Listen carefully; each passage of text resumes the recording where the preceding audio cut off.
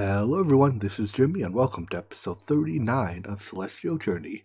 Today, I want to finish up some of the last few, I suppose we call them relatively easy to access creative items, and get to the process of making neutronium. Now, well, I say things in that order actually. First, I want to tackle something related to neutronium. So every pile of neutronium, which in effect is like a ninth of a nugget, so like a nugget of a nugget, um, takes a bunch of these air gems. And if you remember before, we ran into the shimmer leaf problem with the air gems, right? So no matter how you slice it, it takes either 9 or 10 air gems to make a single nugget of neutronium. Because it takes one to make this, and then it takes another 9, or if you make 9 individual piles, you can put them together. In any event, I think this recipe is a little easier because you don't have to like do the infusion 10 times. It uses less ender silk, whatever. My point is we're going to need to fix our shimmer leaf problem. And I've been putting it aside hoping to come up with a better solution. And really, I have two thoughts. So first, there's the quantum quarry.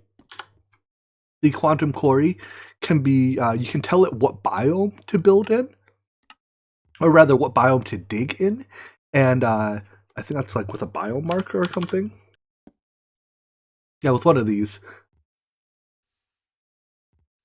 And there is one somewhere that's like the magical forest biome, but the that way it'll very slowly when it just happens to be digging on the surface of the biome, it'll pick up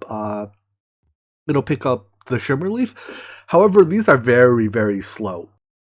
Additionally, I don't think the recipe works right now because the pick, like it's asking for a pick with exactly a certain mana amount.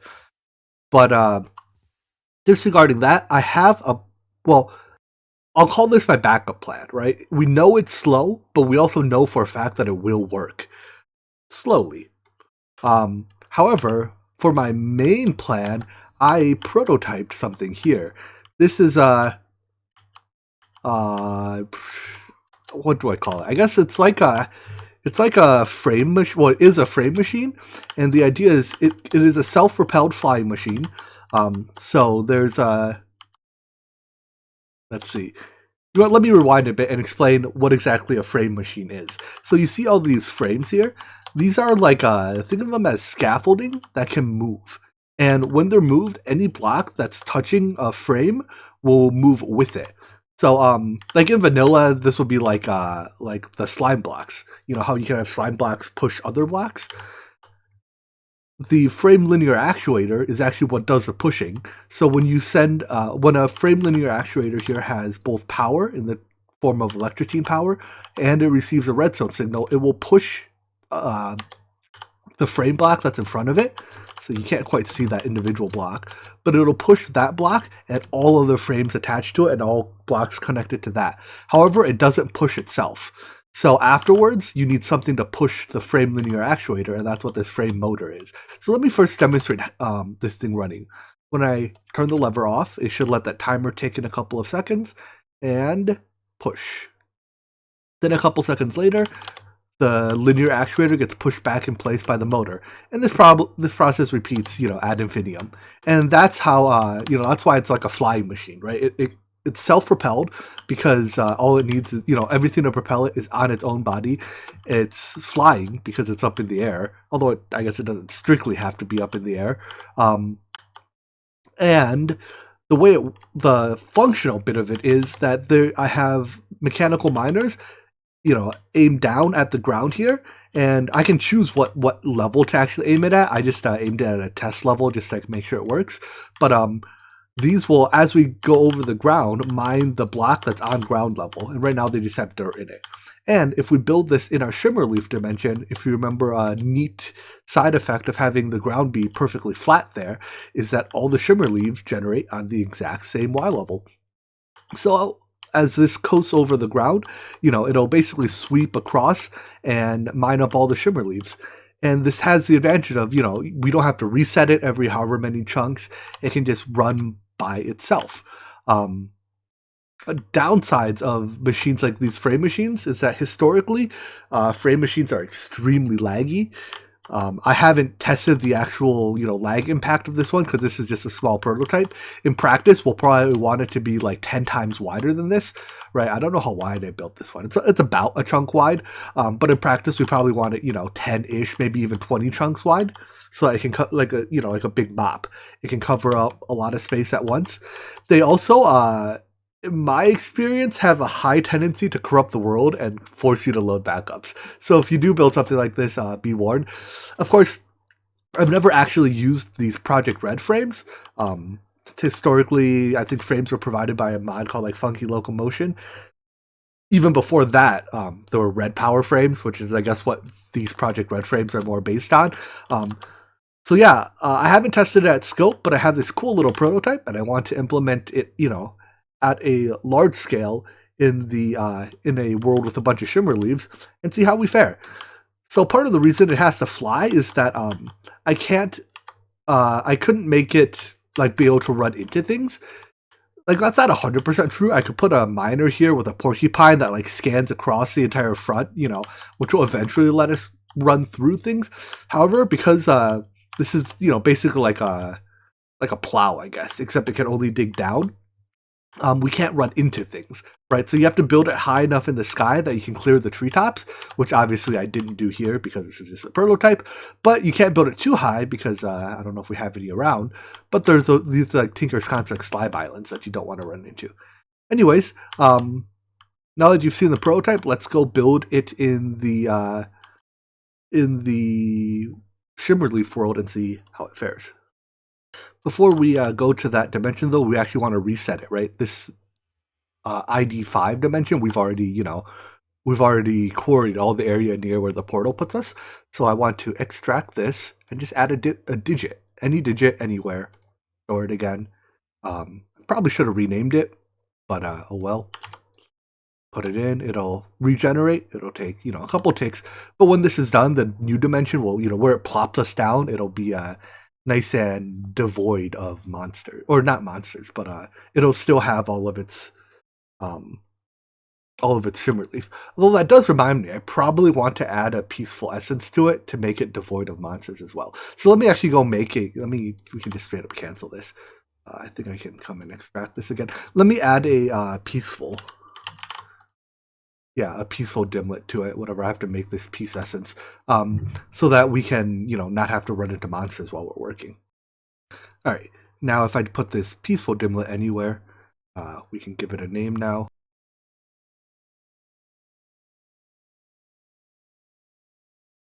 Or that, I think it'll cost a little bit more. Oh, it'll cost a lot more power. Jeez. Oh well, we have plenty of power to go around. So once this is done generating, we can head in there and set up our thingy. Here's our brand new magical forest. And if we just take a quick look around, I see silverwood trees. And just to make sure, yep, there's our shimmer leaves. All right, so we have to build our frame machine high enough to clear the treetops of these great woodly trees, I think. I'm going to fly around a bit just to make sure the great woods are the tallest thing that generate here. Like, we don't randomly get, super mega tall trees we have to clear. And yeah, I'll find a reasonably appropriate height to build at. But I suspect like here at somewhere around Y100 is what we'll build it at. Yeah, Y100 seems good. It keeps us well under the bottom of those slime islands and well clear of the top of the trees. One of the downsides of this build is it uses a lot of ender porcupines and by extension a lot of grid power. So each of these is at let's see, Y level. You know what? Maybe if I put a bunch of speed upgrades in the mechanical miner, maybe I can have a single miner handle a larger area by sweeping back. Oh no, but the porcupine only sweeps 1 a second and it doesn't take speed upgrades. Never mind. Yeah, I was thinking maybe I could just have a single one, sweep a whole chunk, but that doesn't work. So anyways, the porcupine here is at Y level 99, I believe. I accidentally built it one lower than I wanted to, but whatever. 99 will still clear the treetops. Yeah, so this level is 100. Oh, wait, no, it is at... No, my feet are at Y level 100. So yeah, it's at Y level 99, and I need it to mine at Y level 63. So that's like 99 minus 63, 26, which means it takes 26 grid power each. which is a fair bit. It's also a lot of clicking to configure them. Unfortunately, as far as I know, there's no copy-paste tool for these. I guess to test it, let me make sure I have the offset right. And I can just drop a block here, and if it gets mined, we're in good shape. Oh, that one off? Why is it not mining? Hey, you. Always on.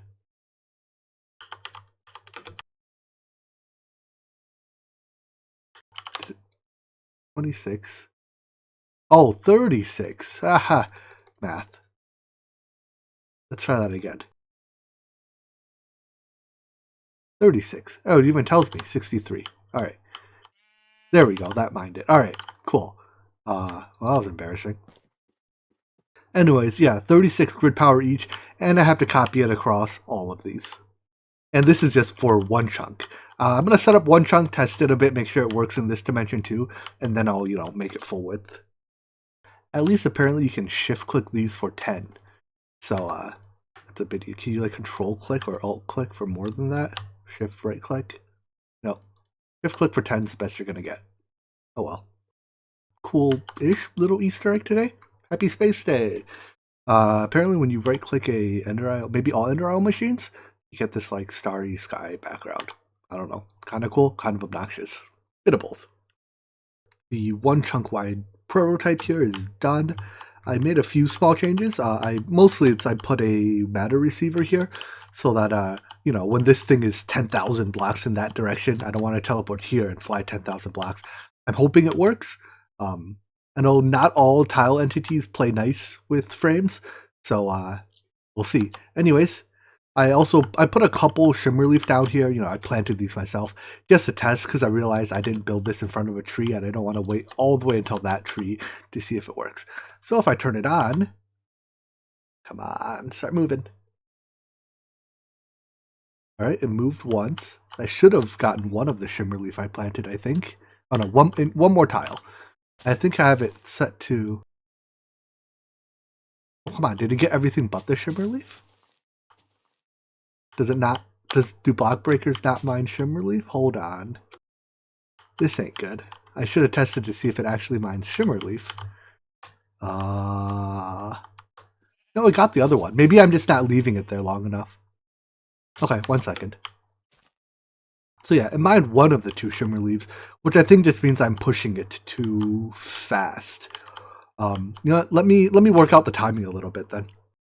All right, I tuned the timing a bit more. I actually brought the timing down. I think the problem before was the one shimmer leaf I planted was off on the left here, and I was clear of the side of the machine, so I didn't mine it.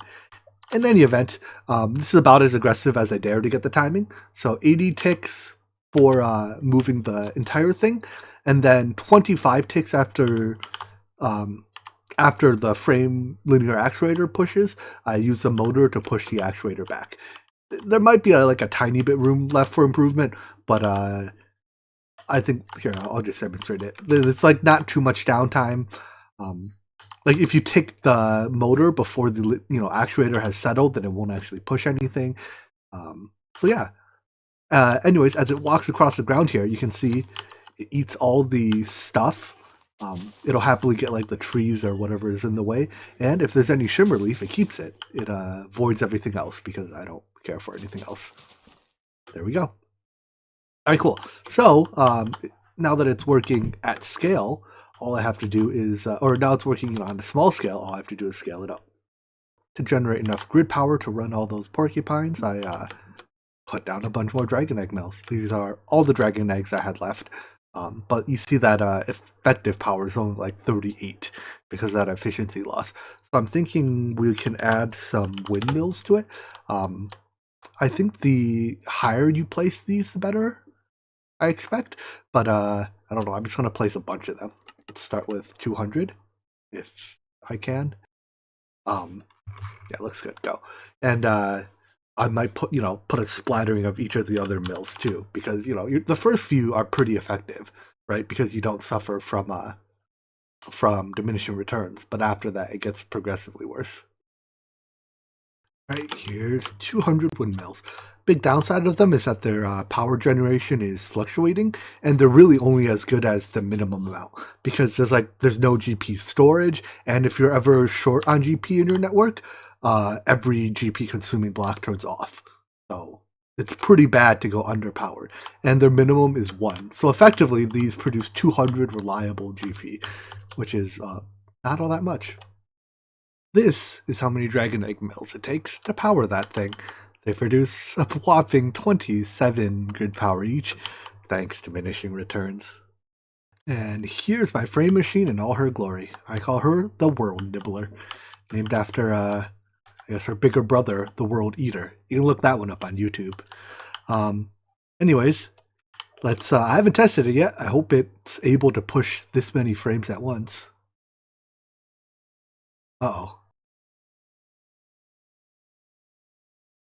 So while my game definitely froze up, it seems like it was running. If we look down here, we can see clear evidence, all 10 chunks wide, that damage has been done to the ground. You know, the entire ground layer here is cleared, and if we look in our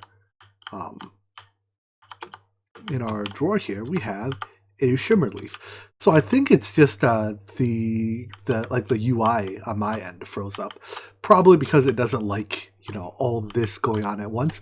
So I need a way to turn this on and off remotely. Probably also need a way to supply this with electrotine. I'm not quite sure what this UI means, but I'm not 100% sure one electrotine generator is enough to power this entire thing. So let me, I guess, make some small changes here. I'll add a second generator, or maybe even a third one, and, you know, have some way to automatically feed them with electrotine. And I'll switch this lever with some type of, you know, automated, like, remote switch that I can fire from the overworld. So the way I'm controlling it is I have a redstone transmitter here in the overworld. I'm giving a redstone signal for now. I have a sign to remind me of what the states mean. And if I come over here, I then can hook this up. I right now don't have it hooked up, but so this redstone receiver is linked to that transmitter, which is causing this timer to not be ticked.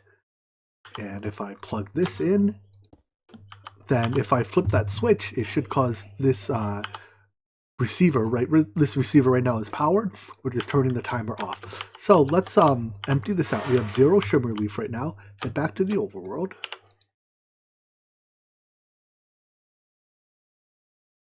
All right, here we are in the overworld, and to turn the machine on, all I have to do is turn the lever off. So now our World Nibbler should be running over in the other dimension. I'm not there to watch it, so it's not going to crash, hopefully. And I want to see, how does our tick time look? Remarkably decent, all things considered. I think dimension 12 is what it's running in. So as long as it doesn't cause world corruption, I have high hopes. I'm going to let it run for like a minute and come back. And then hop over there again, you know, turn this off, or turn the lever on, whatever. Turn the machine off, hop over there, and see how much stuff we've gotten.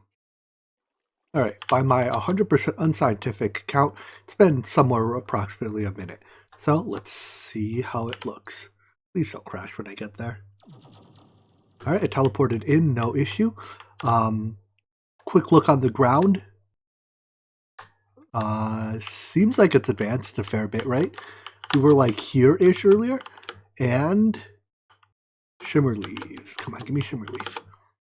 6. Awesome. So I guess what I could do is I could replace this drawer with a ender chest, and then pipe them over to the overworld, so I never have to visit here, not even to check this. But for now, I'll leave the drawer here because it's easier for me to count how effective it is. 6 a minute, though. If that's actually like a representative rate of like a long-term average, I am more than happy with. So I'm going to head back to the overworld, turn this on, and start working on something else. Alright, moving on from the World Nibbler, the next creative item is a sacrificial dagger. So the only thing in here that's of any value are these warm bloods, and the most challenging thing in here is fiery blood. So let me go to the Twilight Forest, find a Hydra, and see if we can have some way of, you know, spawning it or coercing it into dropping more blood. Alright, there's a Hydra's lair up ahead somewhere. There it is. And I have our usual suspects, the Soul Vial, the Mob Imprisonment Tool, and the Syringe. Doubtful any of these will work, but you never know if you don't try. that doesn't work. Wait, did that pick it up? Or did I just clip through him? I don't think I'm getting him with, let me get this out of my offhand. Yeah, there's no like error message when it doesn't work or anything, but I don't think this is working, which just leaves the syringe. And I have a feeling I won't be able to summon him with this either. But, alright, well, I got your DNA, so time to kill you. And let's see how much he drops. I think there's definitely some variance in the number that drops, but 8. I hope we can average better than 8. In any event, that's enough to get us started for now, and I'll go ahead and try out the syringe. Alright, let's see if the syringe works in the spawner. Nope, didn't expect it to. Oh well, I only hit a Hydra head. Apparently the Hydra counts as multiple entities. All the more reason that I don't think any spawner will work on it. But anyways, 8 fiery blood I think lets us make the dagger, because it's 4 each. Ooh, hold on. No, that's right. Can I just craft this? I can. 1, 2, 3, 4, 5, 6, 7, 8. Apparently I had a leftover fiery blood.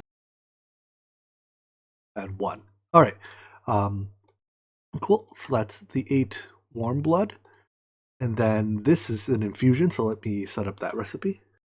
Alright, recipe's encoded. Let's request 2 of these. Oh, takes 8 each. Oh, it shouldn't. It takes 4 each. Oh, I think I must have put 8 in the recipe. That's what happens when yeah, I put 8 in the recipe instead of 4. Whoops. Alright, easy enough to fix.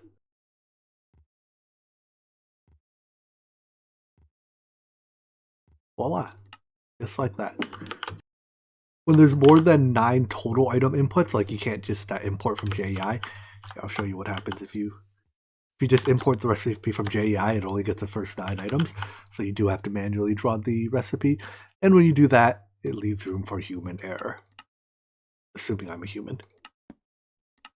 Alright, here we go. Perfect. I expect this will have no issues.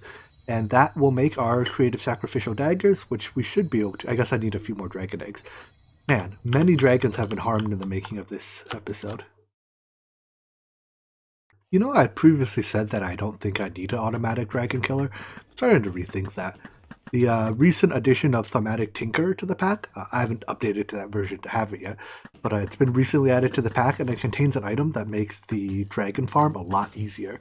Namely, it's, I forget what it's called, like a tractor obelisk or something. Basically, it can pull all mobs to it. It's like the Ender IO version, except it actually works. At least in 1.7, it actually works. I haven't tried the 1.12 version of it yet. Maybe later I'll make an automated dragon farm, because I think I've killed like 300 dragons already today. And to be honest, it's getting kind of boring. I mean, don't get me wrong, like I love the feeling of power of killing dragons in like 5 hits. But it gets old after a while, you know? And in that time, I suspect our daggers have finished crafting. Let's see. Yeah, here they are. So the oops, that's not it. The only thing we have left is to make the blessed stone is a goblet. Let's go request some of those. I think these are just a very simple infusion, right? Yeah, this should only take a few seconds. All right, give me 10 of them. First of our goblets is done, and that makes Blessed Stone. Awesome. So, this gives infinite altar power. I don't actually know if it goes on the altar or if it goes as one of the altar blocks, but I guess we can try both. So, right now our altar has 1600 and change power. Now it has infinite. Alright, cool. So I guess it just goes on the altar somewhere. Anyways, what this means is that I don't have to worry about altar power anymore. You know, we have infinite of it. So one other thing I want to do is turn up the threshold on one of these. Let's see. On Sanguine Cloth. We're going to use a lot of Sanguine Cloth in the future, because it is a significant part of the Everlasting Stone, which is a significant part of Ender Silicon. So anyways, with that, we now have the dagger and the Blessed Stone out of the way. Let's start working on piles of neutrons. So as I just mentioned, we need Everlasting Stone for that. We also need Ender Silicon. I guess let's let's make Ender Silicon on demand. I think Well, here, I'll add ball of silicon to our auto processing system, and then I think the ender silicon itself will make on demand because it takes our blood orb. I don't want to, commit our blood orb to one of these crafting lines here because then we can't use it for on demand crafting. All right, so we already make silicon boules and silicon balls here, but I think ender silicon, or no, so we make like the silicon item, but we don't make balls of silicon. This takes a ridiculous amount of silicon each, though. Or like sand and coal, right? Each silicon boule is 8 blocks of compressed sand, and this takes 5 to make one. So it's a lot of sand. My point is I might have to step up our sand production, but it's, that's easy enough to do if it becomes necessary. So we should just be able to encode this recipe, and then we can auto-craft ender silicon on demand. Let's see, make sure I didn't mess something up along the way. I'm also starting to run out of slots in my, my crafting trees over there. All right, so with ender silicon, I don't know, let's go with 20. It doesn't understand that it can reuse a ceremonial blood orb. Right. All right, then change of plans. We'll have to encode the recipe like this, take the blood orb, and put it in a crafter that does understand that it can reuse a ceremonial blood orb. So probably an RF Tools crafter. All right, the recipe is in here now. Just now that our ceremonial blood orb, though, is stuck in this crafter, if we need to use it for whatever, to craft other stuff, I just have to come here and take it out. Good news is, besides making ender silicon, we don't, regularly use it for anything else. Like, we'll one time need it for that. This is basically a one-time recipe as well. Anyways, now I should be able to request ender silicon. Cool. So let's dump all that here. This crafts it, sends it back, and the crafting task is marked done. And with ender silicon out of the way, I think we are now ready to make a pile of neutrons. We've already crafted some of these gems. We haven't made them in particularly huge quantities, but we just need one of each to get started. So let's go request a pile of neutrons. 1, go. I never made earth and water gems. All right, let me go craft those. While I'm at it, I may as well actually encode the recipes for all of these gems. While I still can't, actually do the auto crafting step, I can at least have the A system dump all the materials into a buffer chest for me to make my life a little bit easier. Also, I looked at these recipes, and only the fire gem uses needs packaged auto to help with it because these lava crystals don't stack. Oh wait, the lava crystals don't get consumed. So I guess in that sense, I don't even need to include them in the recipe. Never mind, so I don't need package auto for any of these. Neat. All right, so each of these contain one of the gem recipes, which means now we should be able to make, was it neutrons? 1 pile of neutrons. Start with 1. Cool, fire. And that should request into one of these, or maybe a couple of these. So I just take these, come here.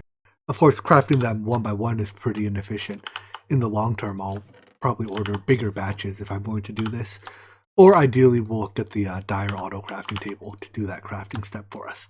Anyways, put those in. That should trigger the pile of neutrons to start crafting, which is an infusion. All right, so this infusion will take a while. Thankfully, we don't have to use it very much because don't worry about the instability. Don't worry about the instability. It'll go away. There we go.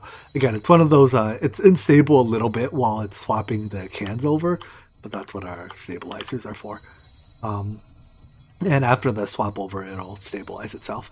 Anyways, once we get our first pile of neutrons, though, we can craft it up to neutronium ingots without, or into nuggets, by using this recipe. And then afterwards, we can downcraft the nugget back into piles by using a factorizer. So, technically speaking, I think we only have to do this infusion once. While this infusion finishes, I'm kind of curious how much progress we've made with our world nibbler. So let's go take a look at it. Well, we started 200 meters that way. So, somewhat surprised we've only made it 200 meters in, how long's that? Maybe an hour? That's that's a lot slower than I expected. I wonder no, it's not because these are out of power. Oh, you're not getting power. Not that I don't think that'll make a huge difference. I mean, I don't know. But we have three. Three? We have three shimmer leaf in all that time? That's not a good sign. I was definitely expecting a lot more than three. I mean, come on. We've gone through all this territory. There's no way there was only three shimmer leaves between there and here. Alright, something's gone awry. Alright, my working theory is that perhaps for some reason the drawer forgets its contents when it's getting pushed along by the frame machine. Because just looking down here, we can definitely tell that it's picked up way more than three. Like each tree has two or three, and you know, it hit this tree, and it's hit at least a couple other trees along the way. Like it hit that tree, and that one. So my theory is that the items are somehow getting voided. Either they're somehow ending up in the trash can, but they shouldn't end up in the trash can because this is blacklisted. I suppose I can put a filter in the trash can as well, just to, you know, double down on things. Let's may as well do that. But if that's not it, my other theory is that perhaps the drawer, you know, was forgetting its items. Although I guess that doesn't make sense. This drawer never forgot its items, and that still has all the electrotine. I don't know. I'm also somewhat curious why we've only made it 200 blocks in an hour. This should go, let's see, once per 4 seconds. If we give it a little, you know, account for time delay, like the fact that this might reset when it gets moved or something, it would call it maybe 1 per 10 seconds. It should still go 6 blocks per minute, which is a lot. I mean, I'm sure that's actually where my portal is, right? Like, yeah, that's accurate. Yeah, I don't know why this is so slow. Clearly this is going to take a little bit more debugging, but I guess I'll, with the changes I made, I'll store the items in the ender chest, because in this case, you know, the items aren't actually in this physical, like, entity. So even if this entity is bugged out for whatever reason, the items are still safe and tucked away. Anyways, let's head back to the overworld and turn this back on. While investigating that, I assume our neutronium is done. All right, with one pile, let's see if we can craft it into a neutronium nugget. In fact, let's get a little ambitious and encode the recipe for an ingot and see if we can even craft that. So going from nuggets to ingots is just a regular, you know, Minecraft 3x3. All right. It's going to we're going to have to craft some gems by hand. Looks like actually we just need to step up our obsidian production. You know, I can go slap an upgrade on that petroleum drawer, and we can make our first neutronium ingot pretty soon. But yeah, let me go put down a few more obsidian seeds then. Actually, having thought about it a little bit, I think we're going to need more than just a little bit of obsidian seeds.